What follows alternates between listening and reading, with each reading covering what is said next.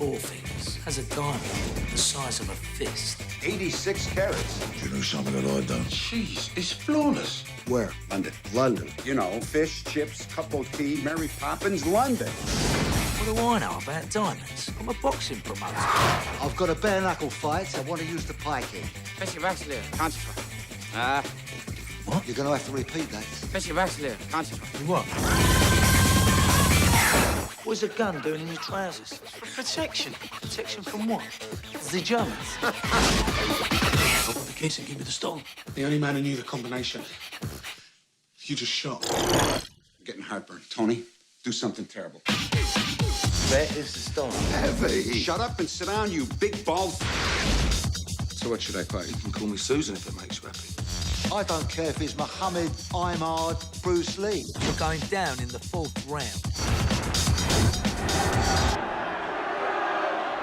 Whoops.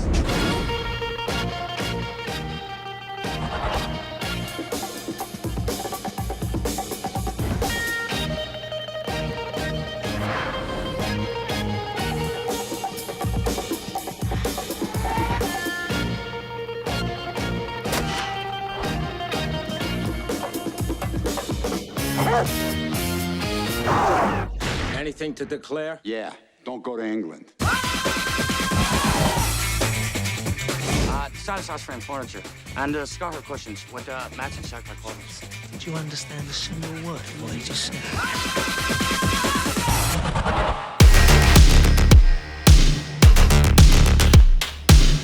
Welcome in, everybody, to another episode of That Movie Show. Mike Wendt and Eddie McCabe taking you through another week of the movies. You can follow us on social media at Mike Wendt, at the Eddie McCabe, hashtag That Movie Show, and our website is thatmovieshow.net, where you can find the audio podcast, and you should be subscribing to it. If you're listening to this, thank you. If you're watching this, subscribe to the audio podcast, because you also get our radio show every Saturday morning that we do kind of current events and news about movies.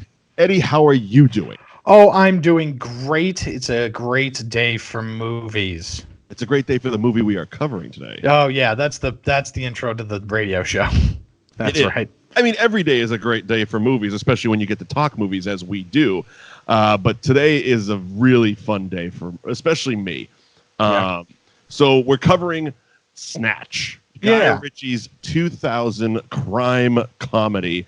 For those of you playing at home, you can watch it for free on Crackle and on IMDb TV. That's a thing. And CBS All Access. There you go. That as well. I don't subscribe. Yeah, I don't know. I went on Amazon. And it's one of those things that I have like an extension to on Amazon. Ooh, I'm going to have to check that. I have Prime as well. You know, because I have Prime, and then because, you know, you have Prime, but then you can also subscribe to like HBO and Showtime and CBS and all that other stuff. So did you accidentally subscribe? I don't know. Look, I'm not going to judge you, because I'm sure you remember the night we were at Idle Hour in Quincy and I accidentally bought the first season of The Shield. That's right. That was really funny. Even though I already owned it. That's not as bad as the time that a friend pocket ordered a pizza to his work while I was at a wedding. That's just hilarious. Yeah. So that's some good pocket moving right there. Yeah, right. Got a lot of movement. So Snatch came out, let me see. It was released in the United States on January 19th, 2001, actually. So it's just over 19 years here. It was released in the UK in August of 2000. It had a budget of $10 million, came back with 83.6, and developed a huge cult following once it hit DVD and television. Yep. It is written and directed by Guy Ritchie. It stars Benicio Del Toro, Dennis Farina, Jason Flemyng, Stephen Graham, Vinnie Jones, Brad Pitt, Jason Statham, a cast of characters. Lenny Jones is in it. So many great characters. And it's one of those things. I look at it as like Guy Ritchie, even though because it was popular at the time to call everyone this version of Quentin Tarantino. He was the English Quentin Tarantino. Right. I look at him more, especially with Snatch and Lock, Stock, and Two Smoking Barrels, which is his directorial debut, more in line with the English Robert Rodriguez because of what El Mariachi and Desperado were. Yeah, I would definitely agree more with that.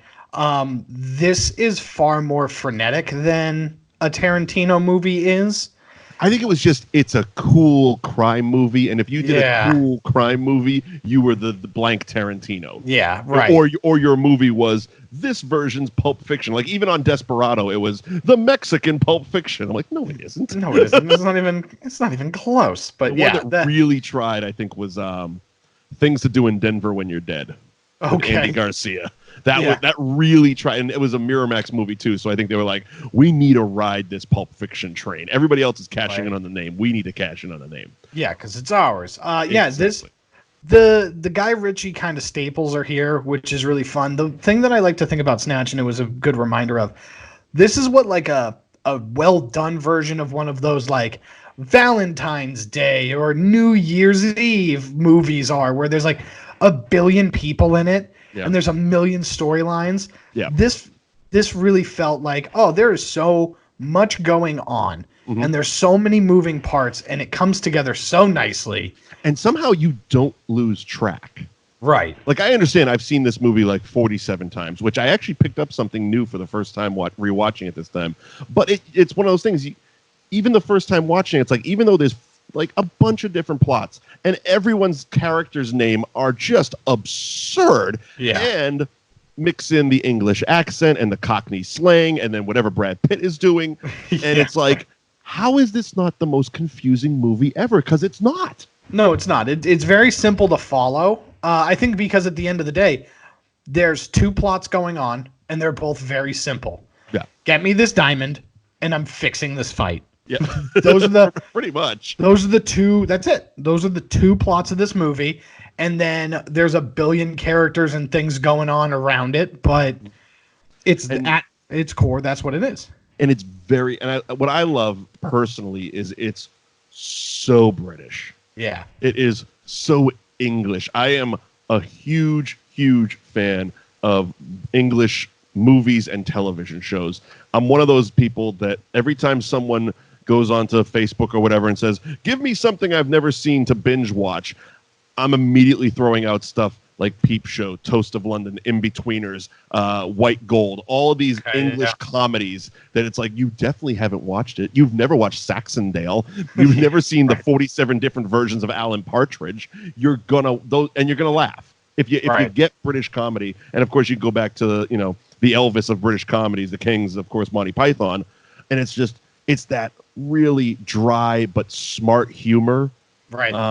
And I know that sounds a little pretentious, but I'm saying I'm a smart person. I get it. You know what I mean? Yeah, right. It's very accessible, but it's not fall down humor. It's makes you think a little bit more, and that makes it easy. It makes it better when you're watching it.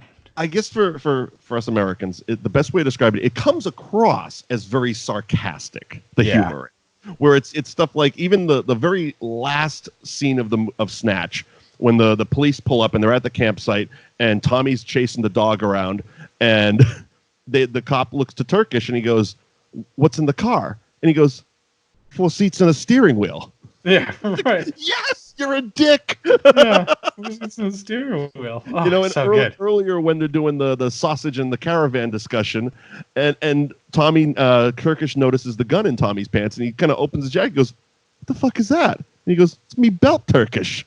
Yeah.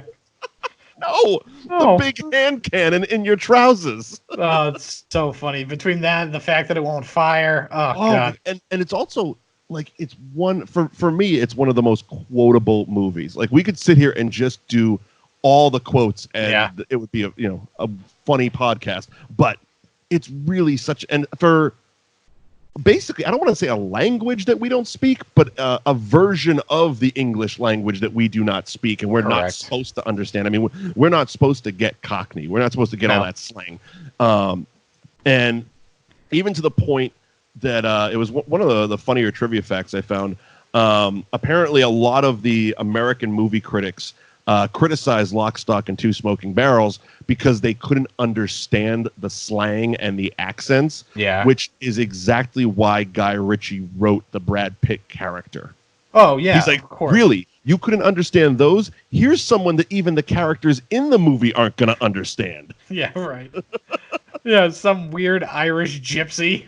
Yeah. And again, it's beautifully described in Turkish's narration, where he's like, "It's not English, it's not Irish, it's just gypsy, or it's just pikey." Pikey, yeah. It's just, oh man. But yeah, there's a lot going on. This movie starts in, like, I want to say Israel, right? Antwerp. Yeah. What do I know about diamonds? Don't they come from Antwerp? Cut to Antwerp. Yeah, right. Yes. The fact, like, Benicio Del Toro in this movie, I completely forgot. Antwerp is a city in Belgium. There you go. Belgium. Yeah. So Frankie Four Fingers, Yep. he basically goes and knocks off a jeweler in Belgium. Yep. Him and his boys are dressed up like Hasidic Jews. Yeah. And then they rob this place and they get a huge ass diamond.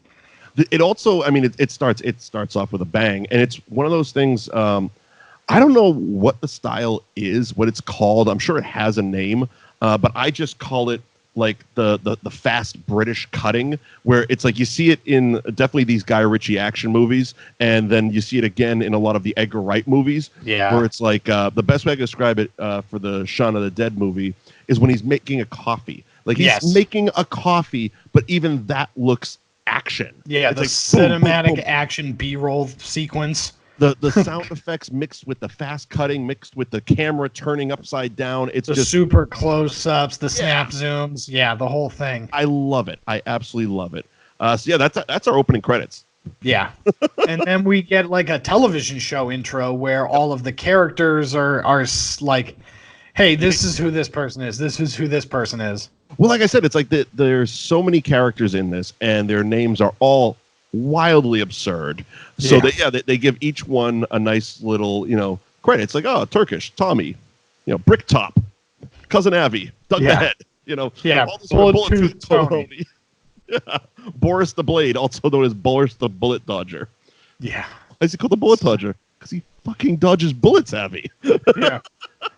Again, it's like, what do you think he's called that for? He dodges bullets. So he doesn't actually dodge them. He just takes them really well. Yeah. Boris. Yes, that's definitely it. But yeah, you're looking at basically the plot of this is he ends up going to London to stop over for a few days to get an appraisal for the diamond.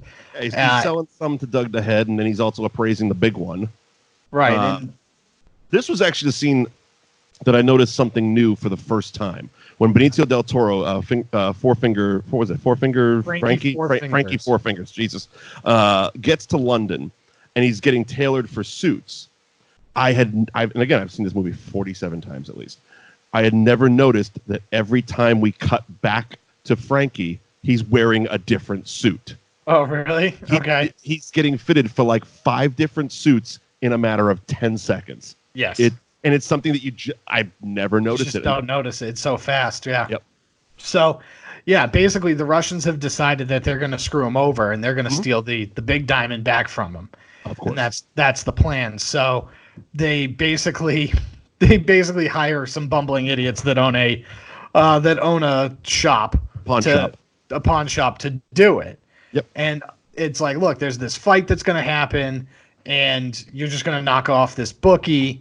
Because Frankie Four Fingers has a gambling problem, so that's how Boris the Blade gets him to go to the bookies. So he sets up Saul and Vinny, the pawn shop owners, to go rob the bookies, but also get the diamond get the briefcase that the guy with 4 fingers is carrying. Yeah, because he's going to be carrying a briefcase. You can knock over the bookie, but I get the case. You get whatever money's there. You'll get 10 grand and whatever the bookies have. Right.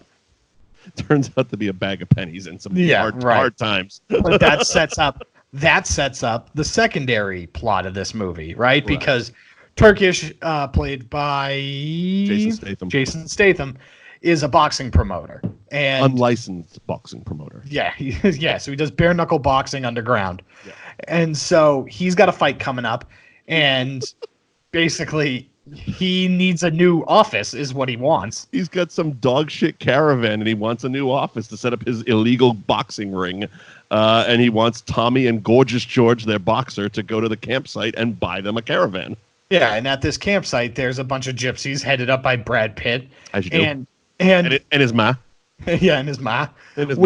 with all of his brothers that I would assume are the inspiration for the town sisters. Remember the sisters in the town? Fighter. Oh, the fighter. Yeah. Has to be. I mean, well, the fighter was a true story. Yeah, right. It might have gone the other way. I don't know. But also, I'm guessing this happens. I'm guessing, Mrs. O'Neill didn't look like such a clean woman. Looks like she got around the campsites. She's got a few gypsies up in her. It's so funny because there's so many people that are always around Brad Pitt the entire time. Some of those kids looked a little incestuous. Yeah, a little bit. So basically, they end up buying the caravan, but getting screwed over because they're gypsies. They're gypsies, yeah. And so they don't make it out of the campsite before the axles fall off. Yep. And then there's an argument that happens, and basically, it's Gorgeous George versus Brad Pitt. Yeah, it was almost like they came across the gypsies. That is, they all came across as if they were immediately insulted that Tommy brought backup. Like he brought Gorgeous George as muscle, and immediately, like Brad Pitt's mom is like, "Oh, come on inside, have a drink." And Tommy starts walking, and Gorgeous George stays with the car, and she's like, "Well, isn't the big fella coming?" He's like, "Oh no, he's minding the car." What do you think we are, thieves or thieves? Yeah. Like, no, ma'am. He just likes watching cars. Yeah. Oh, jeez. So yeah, basically, you have Gorgeous George ends up fighting Mickey because, that's how he's going to get the money back. Yeah. Because they're like, no, you bought this as is. Like you're gonna fight me for your money back. Yeah. Basically. And we gave you a shitty caravan with a broken axle, but instead of giving you your money back, what the fuck do I want a caravan with no wheels for it? You're gonna fight me for it. Yeah, right. And so basically, it turns out Mickey is like a bare-knuckle boxing champion. One punch machine gun Mickey. Yeah, and breaks his jaw. Breaks his jaw. The funniest part is the whole, so we get to the bare-knuckle fight, and Mickey's just kind of warming up. He's taking his jacket off, and every time he takes another layer of clothes off, including his hat, he gets walloped in the face. George is beating the shit out of him, Mickey's just consistently just talking shit. He's just like, "Oh, this is how it's going to be. This is how it's going to be. Take my shirt off, I stretch my arms, smack. It's knocked down, gets back up, and finally he gets all of his clothes off." Yes. and he just turns around and boom, one punch, George is done, and Tommy is pissing himself. Yeah, because he's got a fight. Because Gorgeous George has a fight in a few days, and because he's got this fight, with basically Boris, Bricktop. Bricktop. Yeah, Bricktop. Bricktop. The gangster who feeds people to pigs. Yeah. We get there. Yeah, he is the creepiest dude in the world. Bricktop is an amazing character. I mean, this is a movie of amazing characters, and he is such a star in this. Yeah, he's creepy because you see the typical Italian mobster. They're big, they're imposing, they talk slow. The English gangsta is not a common movie character. No, and this guy is just like, yeah, I'm going to murder you, and then I'm going to feed you to pigs. Yeah. Oh, by the way, if I'm going to interrogate you, I'm going to do it with attack dogs. Yeah, that happens in this movie. I mean, there's some dark moments in this movie. Yeah, they all have them in body bags where they're going to dismember them or something. Straight up. I don't know what's happening there, and I still don't know. And I'm like, I knew exactly what was happening. He basically explained it to him right before that happened because they basically dextered the pawn shop with plastic all over it, and they had Tyrone, who we'll get to in a minute because Tyrone is a goddamn genius, or he's awesome.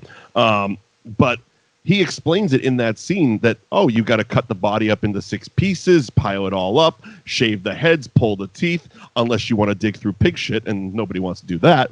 And then you get about 16 pigs who can go through a 200-pound body in about 8 minutes, hence greedy as a pig. And I'm just like, and I love it because Vinny, the character in there, has no idea who this is. And he's like, oh, thanks for that. Who the fuck are you? Yeah, right. And he's like, oh, by the way, let me open this door. Here's your friend in a corner bag. Yeah. But we are jumping way ahead. Yeah. So basically, you don't want to be on the bad side of this gangster, right? No. And Turkish now has to find a new boxer or throw the fight because He needs to find a boxer to throw the fight. yeah, right, because now, this is a bad dude. It's an illegal boxing match where gambling is involved and gangsters are involved. So, okay, we're just going to switch the fighter. Well, that's why there's no money at the bookies, because they have to take bets there because you're switching fighters literally last minute. Yeah, literally last minute. And so basically Bricktop all the Gorgeous George bets gone because he's out. Yeah, so you have to say Bricktop tells Turkish, look, your guy's going to throw the fight in the fourth. Yep. And so, okay, cool, that's what's going to happen. Well, Mickey's a little bit of a loose cannon. Mickey thought he meant throw a punch 4 seconds in. Yeah. Yeah, so that's yes. But that's basically that screws everything up, right? Yeah. Because now Bricktop lost a shitload of money. Yeah, and you see him making his amends to the important people because he's a shady dude, so he's got inside people and stuff, and he's walking out of the fight, and the guy's like, I just lost $40,000. You told me this was a lock, and he's like, I'll make it up to you on the next one. Trust me, blah blah blah. Right. Cuts a guy's balls, and as he's walking out, it's he's a bad dude. Bad dude. Yeah. But again, the dialogue in this movie is amazing, and when that like Weasley guy, who he obviously doesn't like, but obviously gave a tip to, he comes up to him. He's like, "Oh well, thanks for the fucking tip. I just lost money." And he grabs him by the throat. He goes, "If I throw a dog a bone, I don't want to know if it fucking tastes good." Yeah, like yes, so good, badass. so good. Yeah, so basically they're like, "Look, we're gonna try this again. Yep, we're gonna try this again, and One more time. if it doesn't work, I'm gonna kill you. I'm gonna kill you if your guy." That's very implied, but we get to that point where they need Mickey to fight, and he does. He persuades him, but all the while we're still trying to get the Diamondback on the other side story, yes. Where we get Tyrone, the getaway driver. Yes, Tyrone, the getaway driver who's never driven before, stolen car, has all kinds of rules with his car. You've driven rally tracks, haven't you, Tyrone? Of course I have. Well, it's also he's a natural, ain't you, Tyrone? Of course I am. Of course I am was basically his lines. Yeah, it's so funny because he backs up into the van that Frankie Four Fingers is in, and then they're like, "What? You hit the van?" It's like, what are you doing? I didn't see it. Funny angle. It came from a funny angle. It's behind you. When you reverse, things come from behind you. It's so funny. While that's happening, there's a dog, and the dog came with the gun? Yeah, it came from the gypsies. Well, no, because Vinny and Saul run a pawn shop, so they go get their shitty pawn shop gold from the gypsies. And and Vinny shows up to the pawn shop with the dog, and he's like, gypsies are always throwing dogs into the deals, and it's the same dog that they tried to pawn off on Tommy, because he was in Tommy's lap right before the axle broke. Yes. So yeah, they just have this dog, and the dog eats everything whole. A funny little bit of trivia in the dog. The dog was this was actually on the DVD commentary with Guy Ritchie. The dog was not agreeable. I mean, you can see in this scene, the dog is gnawing on the seat and attacking Lenny James. He was legitimately attacking Lenny James the whole movie. Like like Lenny got bit in the crotch a bunch of times. Nothing serious, but the dog was a nightmare to work with. Yeah, well, dogs and fucking kids. Nightmare. Yeah, dogs and kids and reflective surfaces. The three things you don't want to film. Dogs. You like dogs? Oh, dogs. I like dogs. But the dog eats a squeak toy whole, and for the rest of the movie, they're just pressing on the side of it, and you can hear it squeak, which is very barking. Funny. He's squeaking. Yes, it's very funny. It's very, very funny. But they basically sit outside in the car waiting for Frankie Four Fingers to go into the pawn shop. Who, thanks to Tyrone, is unconscious in the back of a van. Right, behind them. So they end up seeing some random guy with a briefcase walk into the bookie. So they're like, it's go time. And they try to attack this bookie and rob them. And it's so funny because of all the stuff with Mickey and Turkish and because they're just fucking idiots. Yeah. They get in there and there's no money at the bookie. And that's the wrong guy. And it's the wrong guy. Yeah. So, but again, that brings up the amazing. Like, it's very simple, but also amazing. The soundtrack. yeah. Like, they hop out of the car, and it's like it's an action movie. The music cue is perfect in it, and it's such an eclectic bunch of. I wouldn't even call them songs, with the exception of the Madonna song, but it's like just weird. Like, a lot of it is like very like I don't know, Yiddish or Jewish music, where it's you would hear it tempo and stuff. Right. I don't want to do it because it comes off as racist, but sure. But like that, and then like the heavy techno, obviously like London Underground type music and stuff, and something. Guy Ritchie's early movies had bonkers fucking soundtracks. We talked about Rock and Roller on the radio show a couple weeks ago, and the soundtrack to that is fucking awesome. Yeah. It's like I've said it before. I said it on that episode. Madonna ruined this fucking guy. Yeah, she really did. The best thing he did was get out of that relationship, because now he's back to form with the gentleman. Yeah, right. He was on a beach doing fucking Castaway with her, whatever the hell that movie was. Like, he directed that. That's after right. Snatch. He comes off of Snatch and directed the Madonna beach movie. Yeah, that's right. 90 minutes of your wife fucking some long-haired Brazilian dude. I mean, he basically could have been called the movie Cucked. Yeah. Yes. Yeah, that's definitely true. I mean, granted, he did the Downey Sherlock Holmes movies, which were decent enough. Yeah, but that was after the fact. But that's also a paycheck and a franchise type of thing. But God, she Yoko'd the fuck out of him. Yeah, she definitely did. Yeah, so when they're on there trying to get out, because once they realize that there's no money, and they've called the cops, and the security walls are all up, they're trying to get in the out. lobby. They're stuck in the lobby, and it's so funny because they're trying to get out and they can't get out, and they're like, "Oh, this is gonna be it. This is gonna be it." And then Hero Tyrone shows up and just pushes a door that they needed to pull. Yeah. Well, they couldn't pull it because it was a security door, so they had to get buzzed out, or you could enter. Yes, you could enter, but you couldn't leave without getting buzzed out for something. I thought it was just simple that they just were pulling a push door or pushing a pull door. They did say the reason, and they tried to pull. There was a pull on there. It wasn't. They're not that much of idiots, but they are idiots. Because they still take their masks off in front of a security camera and kept using their real names constantly. So Tyrone helps them get out. They get into the car. And then Tyrone sees Frankie Four Fingers just get out of the car. Yeah. And just knocks him out, throws him in the car, and they take off. Who's this? It's a man with 4 fingers in a briefcase. Fuck, let's get out of here. Yeah. So we get back to their pawn shop, and Benicio Del Toro, Frankie Four Fingers, has a tea cozy on his head. Which... Yeah. It looks so stupid, but the tea cozy works really well for blindfolding because it happens throughout this movie. Oh yeah. And then we get Boris, who hired them. He shows up to the pawn shop, has no idea why Frankie's here, and he's like, "Oh well, the diamond's in the briefcase, and the briefcase is attached to his arm." And he's like, "Why didn't you cut it off?" Yeah. And again, these guys are not seasoned criminals. They literally go, "Because we're not butchers, Boris." And Boris is just like, "Okay, cool." Puts his earplugs in, shoots Frankie. He's like, "All right, stop using my name." Yeah, well, that was the thing. Is just like he can't. Like now, the dude carries a machete in his belt. Yeah. Well, it's like he knew going into it. He's just like, you have the guy, and the one rule was don't you had to leave him alive, right?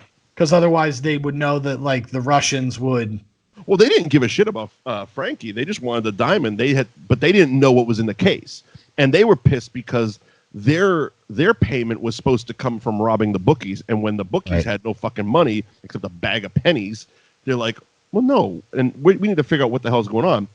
Obviously, through the transition, they had talked to Frankie. They had opened up the case. They had found the diamond, and they're like, "No, we want half of this." Yeah. And so they're basically trying to hold Boris up. Boris is not a man that's going to be held up. He's offering you 10 grand, take the 10 grand and fuck right off.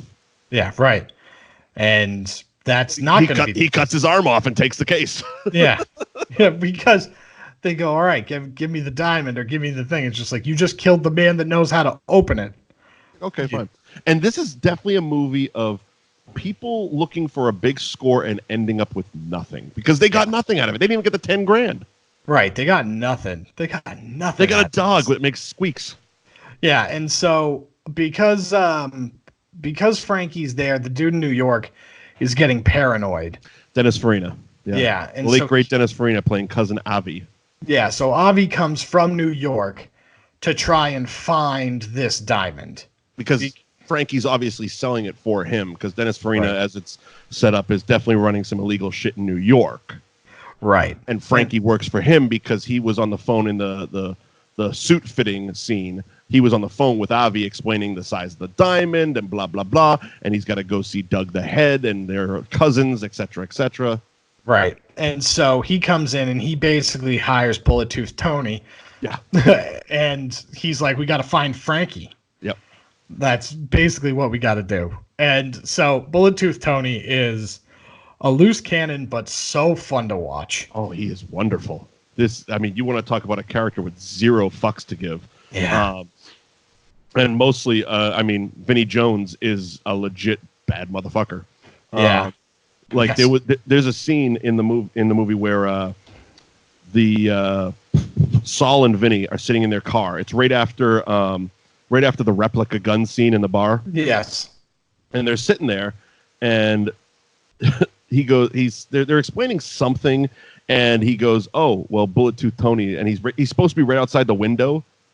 Right. Well, they needed to use Vinnie Jones's stunt double for that scene, even though it was a face-on shot of him, because Vinnie Jones was in jail that day for getting in a bar fight the night before. That's so funny. This is a dude that lives it. He was a soccer hooligan, for Christ's sakes. Oh, yeah, 100%. He's just so great. That gun scene, basically Saul and Vinny and Tyrone, they all have fake guns. Replicas. And it has replica written on the side, and they walk in because they're basically going to try and muscle out Bullet Tooth Tony. And he's just at that point, they get the diamond back, because there's a whole thing with Boris, because Boris has the diamond, and then everyone's looking for the diamond at this point. They've kind of the movie has kind of put the boxing story on the back burner for a moment while we deal with the diamond thing. And we got Avi, we got Bullet Tooth Tony, we got a great scene with this character Mullet, who he puts his head into a window and drags him along with Madonna playing in the background. And yeah. And then they're all trying to get Boris. They finally do get Boris after Boris fucks them all up, because it's another one of those funny cut scenes, because they're sitting in Doug the Head's shop. Right. And it's Doug, it's his twin daughters, it's Avi, Vinnie Jones, and this other burly dude called Rosebud. And Rosebud's like, and Boris shows up to sell the diamond to Doug the Head. Yes. And Rosebud's like, I got this. Smash cut to, they are all fucked up. Yes. Boris beat the piss out. They were able to subdue Boris, put a tea cozy on his head, and put him in the trunk of the car, but they are all bloodied up. Yeah, they're all bloodied up. It's not great. Yeah, and then they get into that car accident, and he just runs off. This was another one of those. It's one of those scenes that they've done in many movies, and it's done so well here, where it's like you see the same scene from multiple different angles, and they just keep replaying it. So it's Turkish and Tommy driving in their truck, and Turkish is drinking chocolate milk, and Tommy is trying to explain evolution to him, which is another weird conversation. Yeah. And then you got Vinny, Saul, and the dog in another car, and then you have Avi, Bullet Tooth Tony, Rosebud, and Boris in the trunk. Yeah. And Turkish throws the chocolate milk, or Tommy throws Turkish's chocolate milk out the window. It hits Avi and Bullet Tooth Tony's car. They crash. Boris gets out of the trunk and is standing in the street, but he's got his hands tied behind his back and a tea cozy on his head. He can't see shit. And runs off. Vinny and Saul are arguing, and the dog bites them, and they lose control and drive straight into Boris. Yes. It is a goddamn calamity of a movie. It is. It really is. And so they all end up in a bar, and basically Bullet Tooth Tony just starts shooting with a Desert Eagle. Oh, because Boris went back to get a shotgun from his house. Yep. And there's a really weird interaction with Turkish and Tommy. And Boris. Well, they were going to Boris's house because Tommy was pissed that his gun didn't work, and he wanted to get a gun that works. He's like, fuck this Russian. I'm going to get a gun that works. That's why they were going to Boris's house. Yeah. Boris, meanwhile, has been through some shit. He's done with it this day. He's getting his big bazooka, his Scarface say hello to my little friend gun. Yes. And he's coming out of the house, and Tommy's like, excuse me. And he just knocks him in the balls and keeps on moving. Yeah, we get back to the bar. Tony having as they say, a pint of the black stuff, which is Guinness. Yeah. So you keeping up with the slang. And fucking Vinny, Tyrone, and Saul show up with their goddamn replicas. Yes, with their replicas. And Vinnie Jones barely even looks up from his beer and just destroys them verbally. Yeah. Yep. He just gives it to him. You're a shrinking dick, and these are your two mincy balls, and they are shrinking along with you because you have replica written on the side of your gun, and I have Desert Eagle .50 on the side of mine. Now fuck off. So funny. So goddamn funny. And so basically the pawn shop trio end up getting. I think that's what we should call them instead of keep saying their names. Yeah, the pawn shop trio ends up getting the diamond after Bullet Tooth Tony comes, basically just starts shooting through walls. Well, it all kind of convenes in a hallway in the back of the bar. So Avi has the diamond in a case. Yes. And the pawn shop boys, who are now running away from Tony, run into Avi in the hallway. Fuck this. That's the case we need. Let's still use these replicas. So they try to hold up Avi. Avi, who's had a day and a half because he's lost Rosebud. He's been beaten up. Literally just goes, fuck you. Shoot me. And these are guys who are just trying to rob someone with fake guns that don't work. Yes. And then obviously Boris comes in the back door. He's got his rocket launcher. Literally. And he goes to Avi, give me the case. And again, Avi's just like, fuck you. Shoot me. Yeah, Tony's hearing all this, and he's got his hand cannon next to him. And he obviously this is a dive bar type of place, so the walls aren't that thick. And he's scoping it out. He's figuring out what's happening. Yells to Avi, "Pull up your socks," meaning get the fuck down, and just starts boom, boom, boom, blasting. Tyrone, I think, gets hit. Boris definitely got hit a couple times, but then Tony enters the hallway, and Boris. Still just talking shit with 15 bullets in him. Yeah. And Tony just keeps... He empties a clip into Boris, and Boris is still yelling, fuck you! Yeah, right. He's like that guy in Austin Powers that just wouldn't die. Exactly. Like, that's just basically who he is. It was Will Ferrell, wasn't it? Yeah, that was Will Ferrell. I'm very burned, but I'm still much alive. Oh, you shot me! You shot me right in the... My leg is severely broken, and there's a bone coming out, but I'm still alive. The wound smells like almonds. So that's But So who ends up? So okay, there's a few on it. I think the pawn shop boys end up with a diamond. Yeah, for the moment. Right, and so here's something that I've never gotten a definitive answer on. Does Boris die? I don't know. I mean, he takes a lot of bullets, but he's still talking shit the whole time. Yeah, I mean, Boris is the definition of bad motherfucker. So I don't think he dies. I don't think so either. I think there's a Netflix series with Boris that we need to spin off. I think you're right. You might be Mad right. Russian. The Mad Russian. Or the Bullet Dodger. So the pawn shop boys get back to the pawn shop, and they're going to hand off the diamond to, what's his name? The terrible butcher, the terrible gangster. Bricktop. Bricktop. They're going to hand it off to Bricktop. Yeah, because Bricktop owned the bookies that they robbed. Right, and so that's why he had that Dexter house, and they tortured Tyrone for a minute. Yeah, they had the dogs eat him. And so they were like, look, you got to get us the money, and so basically they got to hand over the diamond so that they don't get murdered. Right, but that doesn't happen either. Yeah, that doesn't happen either. And so Bricktop shows up, and they're going to have the... Bricktop shows up, and this might be a little bit later, because... Well, because the explaining of how to dispose of a body happened when Frankie was still the body. and they had captured Tyrone. At this point,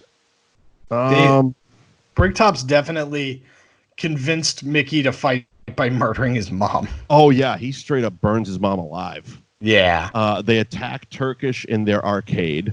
Yep. Basically, Bricktop's had enough of all these fucking people. It's like, look, fuck Turkish and Tommy, which by the way, Bricktop and Tommy's little shitty relationship is one of my favorite things.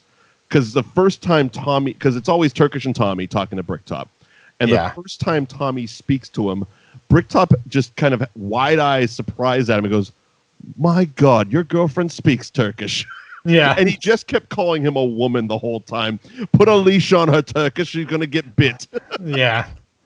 It's so just funny. His demeaning way he talked to Tommy always has me in stitches. Yeah, it's pretty funny. But yeah, so Avi and Bullet Tooth Tony show up at the pawn shop, and they're trying to get the diamond. That's it. And they don't know what has happened to the diamond because the dog has destroyed the. Okay, and the dog fucked up the office. Yeah, they try to tell Avi that the dog must have ate the diamond because they all show up at the same time. Right, and so Avi just takes a gun and starts shooting. Well, he tells Tony, he's like, "Open the dog up." Yeah, and open him up, and we get another great line. He's like, "Well, he's not a fucking can of baked beans. What do you mean, open him up?" Yeah, right. Open him up. And so, and one that me and my buddy Will quote this line all the time. It's when they first tell Avi that the dog ate the diamond, and he throws his head back. He goes, "I'm getting heartburn. Tony, do something awful." All the time. We'll be sitting at a bar or something, and just like it's like, "Well, I'm getting heartburn. Do something awful." Yeah, it's so the writing is so good in this movie. Yeah, and so Avi ends up taking Tony on and just starts shooting. He ends up accidentally murdering Tony in the process, and the dog escapes out. Eats the diamond. Yes, because Vinny had it in his pants, but when they're trying to cut the dog's squeaking. They don't understand why the dog's squeaking.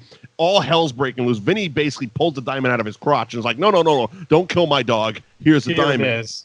The dog actually eats the diamond, and then that's when Avi starts popping off, accidentally kills Tony, and he's like, fuck. Yeah, and so he travels. He gives up. He travels back to New York. And the funniest thing is when he gets through customs, do you have anything to declare? And he just goes, "Don't go to England." Yep, exactly. So we're getting close to the wrap up because the dog, which we have established throughout this movie, keeps running back to the dog campsite. just keeps going home. Yeah, the pikey dog keeps going back to the campsite. So after the fight, we realized that Mickey, after of course his mom died, set it up with the rest of the pikeys. Yeah. They were gonna. Yeah, Bricktop told him he was going to murder them if they didn't do the fight, and Mickey is beside himself, and so he goes all the way through the fourth round, and then knocks the guy out. Yeah, and then we realize it was all an elaborate plan, and that Mickey and the rest of the pikeys have ambushed Bricktop and all his guys. Yeah, yes. So all the baddies are dead. Yeah, Mickey gets into a car and takes off, leaves Turkish and Tommy behind at the fight. And so they're like, all right, well, we have to at least settle up with Mickey. So they go back to the campsite. God, it's ghost town time. Yeah. And this is when the police show up because, of course, there's been murders and a woman was burned alive. I mean, shit has gone down. It's been a weekend. And the dog shows up. And that was, again, the dog that Tommy originally had in his lap. So Turkish is like, go get the dog, Tommy. Because the cop there is like, what are you guys doing here? And he's like, he's walking the dog. Go get the dog. So Tommy goes off, and that's where we get the seats and a steering wheel line, which I don't know. It's simple, but I love it. Right. And we end the way we started with a silhouetted shot of Turkish talking to someone. Right. And in his narration, he explains that after they need to stop the dog from squeaking. So they had to take him to the vet. And the vet cut him open, and they found an undigested squeaky toy, a half a shoe, and an 86-carat diamond. Yeah. So, of course, you flip the camera around. They're talking to Doug the head. Yes. Turkish goes, you know anybody to be interested? He picks up the phone, and we end with Avi flying back to London. To get his diamond. And all is right with the world. It's a Christmas miracle. It is. It was a Christmas miracle. And that is Snatch. I love Snatch. One of the most rewatchable movies I know of. It is. It's crazy because for some odd reason, I always remembered the dog being a bulldog. What is it? Like a pit bull? Yeah, it's a pit bull. Yeah, I just remember it being a bulldog for some reason. Either way, according to Guy Ritchie, the dog was an asshole. So there's that. The dog was an asshole. I believe the dog's name was Bow. B-O-W. Bow the dog. Bow the dog. Bow. Bit wow. A bunch of actors in the movie. Yeah. Another fun fact. So that scene where they're robbing the bookies and Lenny James has the big fucking hand cannon shotgun. Yeah. And he shoots it, and it appears that he knocked himself in the balls and is doubled over in pain.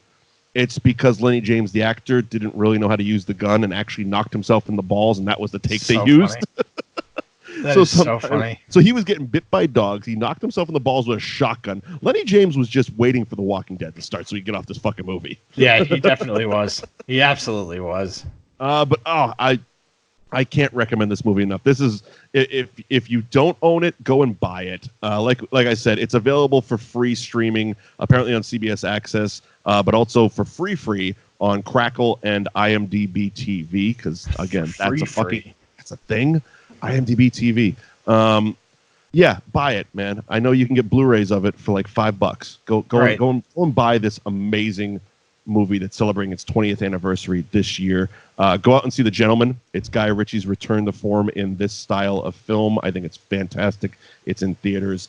It's an A+ movie for me, Eddie.